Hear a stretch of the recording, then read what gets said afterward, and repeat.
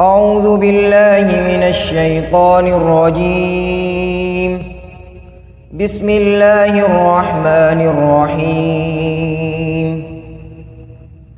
يوصيكم الله في أولادكم للذكر مثل حظ الأنثيين، فإن كن نساء فوق اثنتين فلهن ثلثا ما ترك، وإن كانت واحدة فلها النصف، ولأبويه لكل واحد منهما السدس مما ترك إن كان له ولد،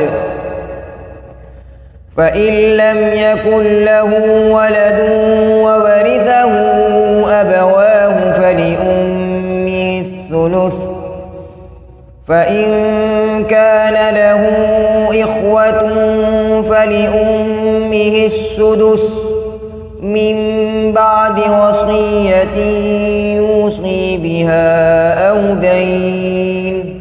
آباؤكم وأبناؤكم لا تدرون أيهم أقرب لكم نفعا، فريضة من الله، إن الله كان عليما حكيما. ولكم نصف ما ترك أزواجكم إن لم يكن لهن ولد، فإن كان لهن ولد فلكم الربع مما تركن من بعد وصية يوصين بها أو دين.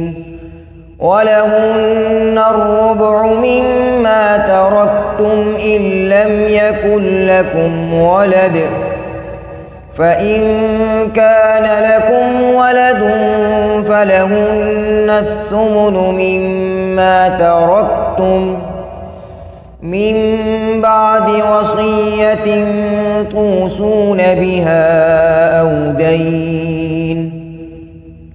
وإن كان رجل يورث كلالة أو امرأة وله أخ أو أخت فلكل واحد منهما السدس،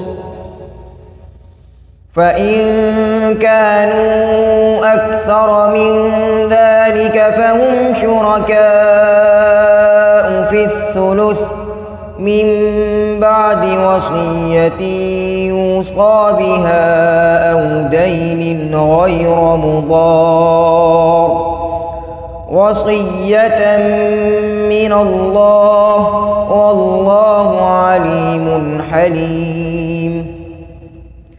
تلك حدود الله، ومن يطع الله ورسوله يدخله جنات تجري من تحتها الأنهار خالدين فيها، وذلك الفوز العظيم.